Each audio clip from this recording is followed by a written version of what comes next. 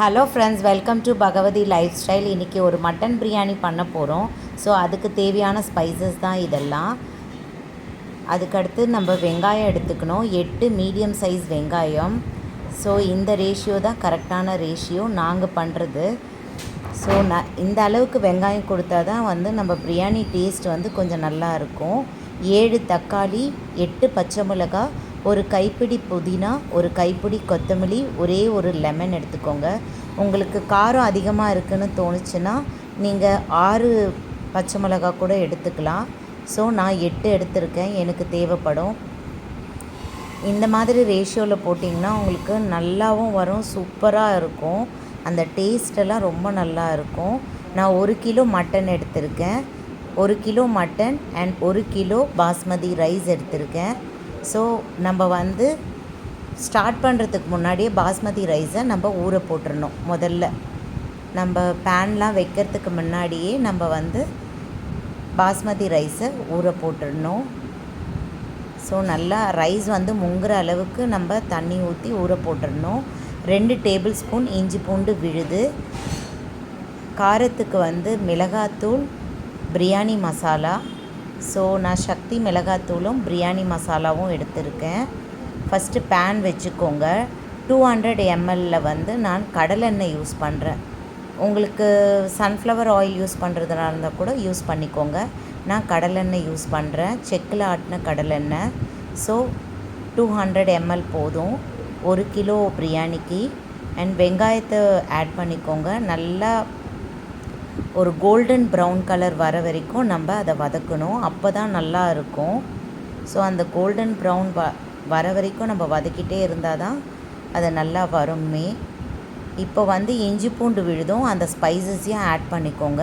இந்த இஞ்சி பூண்டு விழுது நல்லா அந்த பச்சை வாடை போகிற வரைக்கும் நம்ம நல்லா கிளறி விட்டுக்கிட்டே இருக்கணும். வெங்காயம் சேர்த்ததுக்கு அப்புறமா தான் நம்ம ஸ்பைசஸை ஆட் பண்ணணும். இப்போ பச்சை மிளகாவும் கொத்தமல்லி புதினா இதையும் ஆட் பண்ணிவிடுங்க.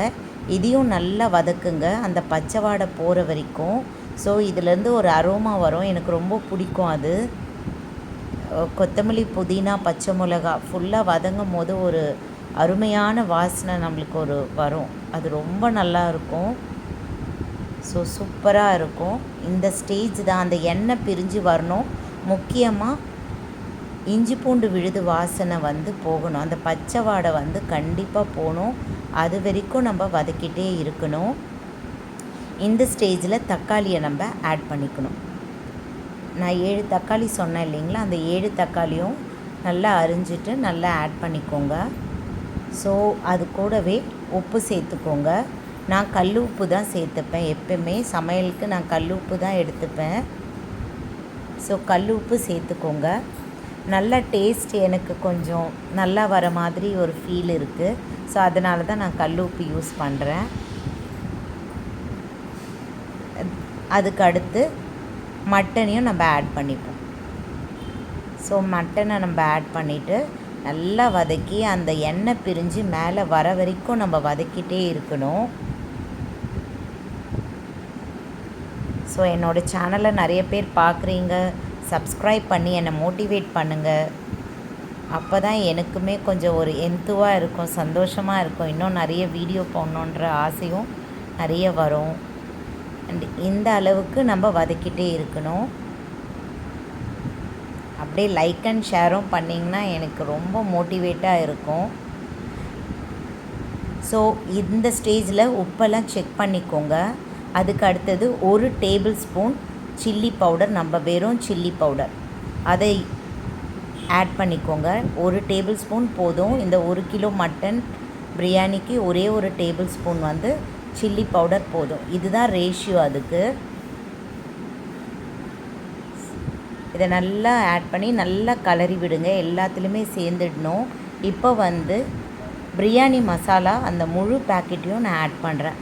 அது எவ்வளோ கிராம்னா 25 கிராம்னு நினைக்கிறேன். ஸோ அந்த முழு பேக்கெட்டையும் இந்த 1 கிலோ மட்டன் பிரியாணிக்கு நான் ஃபுல்லாகவே ஆட் பண்ணிடுறேன். மிளகாத்தூள் மட்டும் வெறும் சில்லி பவுடர் ஒரே ஒரு டேபிள் ஸ்பூன் மட்டும் போதும். அதுக்கு மேலே நீங்கள் ஆட் பண்ணாதீங்க. ஏன்னா நம்ம பச்சை மிளகாவும் ஆட் பண்ணியிருக்கோம். ஸோ காரம் வந்து எக்ஸஸாக ஆகிடும். ஸோ அதனால் இந்த ஸ்டேஜ் போதும். இந்த ஸ்டேஜில் வந்து 2 டேபிள் ஸ்பூன் நம்ம வந்து தயிர் ஆட் பண்ணோம். நான் வீட்லேயே நல்ல தயிர் போட்டு வச்சுடுவேன். ஸோ 2 டேபிள் ஸ்பூன் ஃபுல்லாக நம்ம தயிர் ஆட் பண்ணிக்கணும். இது 1 கிலோ மட்டன் பிரியாணிக்கு இந்த ரேஷியோ நான் சொல்கிறேன். நான் வந்து எங்கள் வீட்டில் எப்படி பண்ணுறேனோ நான் இப்படி தான் செய்வேன். ஸோ நீங்களும் இதை செஞ்சு பாருங்கள், உங்களுக்கும் சூப்பராக வரும். நம்ம ஊற போட்டிருந்தோம் இல்லையா அரிசி, அதை வந்து அந்த தண்ணியை வடிகட்டி எடுத்து தனியாக வச்சிடணும். ஸோ நான் 1 கிலோ அரிசிக்கு 4 டம்ளர் தண்ணி ஊற்றுறேன். அது என்ன கணக்குனா, அந்த 1 கிலோ அரிசி நான் அளந்தேன், என்னோடய டம்ளரில் 4 டம்ளர் வந்துச்சு. ஸோ 4 டம்ளருக்கு 4 டம்ளர் தண்ணி போதும். நான் பாஸ்மதி ரைஸ் எடுத்திருக்கேன். ஸோ 4 டம்ளர் அரிசிக்கு 4 டம்ளர் தண்ணி போதுமானது. அதுக்கு மேலே ஒரு ட்ராப் கூட எக்ஸஸாக ஊற்றவே கூடாது. ஸோ இந்த ஸ்டேஜில் நம்ம என்ன பண்ணணும், அந்த லெமன் வச்சுட்டு இருந்தோம் இல்லையா, ஒரு லெமன் நல்லா ஸ்க்வீஸ் பண்ணி விட்டுடுங்க. ஸ்க்வீஸ்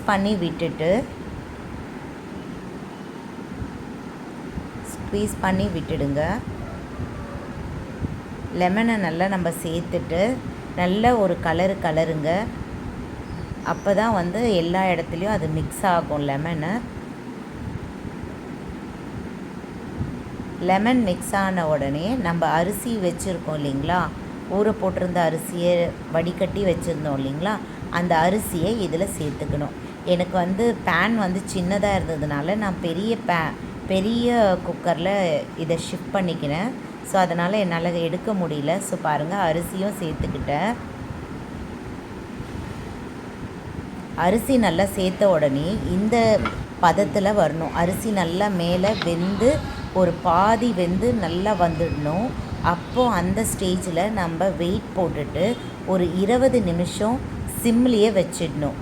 20 நிமிஷம் சிம்லேயே வச்சுட்டு நம்ம வந்து லாக் போட்டு விட்டுறணும். சிம்மை எடுத்துகிட்டு 20 நிமிஷம் ஆன பிறகு சிம்மை எடுத்துகிட்டு நம்ம பார்த்தோன்னா பாருங்கள், சூப்பரான ஒரு அருமையான நீளமான ஒரு மட்டன் பிரியாணி எவ்வளோ நல்லா வந்திருக்கு பாருங்கள். இல்லை, சேமியா மாதிரி குச்சாக வந்திருக்கு.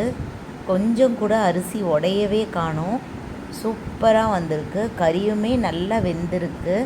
மட்டன் பாருங்கள், சூப்பராக வெந்திருக்கும். இது பாருங்கள், ரொம்ப நல்லா இருக்குது. நீளமாக நல்லா வந்திருக்கு. ருசியுமே அவ்வளோ டேஸ்ட்டாக, அவ்வளோ அல்டிமேட்டாக சூப்பராக இருந்தது. அதுக்கு நான் முட்டை வேக வச்சு எடுத்துட்டேன். கூடவே வந்து சிக்கன் 65ம் பண்ணியிருந்தேன். So biryani chicken 65. என்னுடைய வீடியோ உங்களுக்கு பிடிச்சிருந்தால் லைக் பண்ணுங்கள், ஷேர் பண்ணுங்கள், கமெண்ட் பண்ணுங்கள். நீங்களும் ட்ரை பண்ணி பாருங்கள், சூப்பராக வரும். Thank you so much.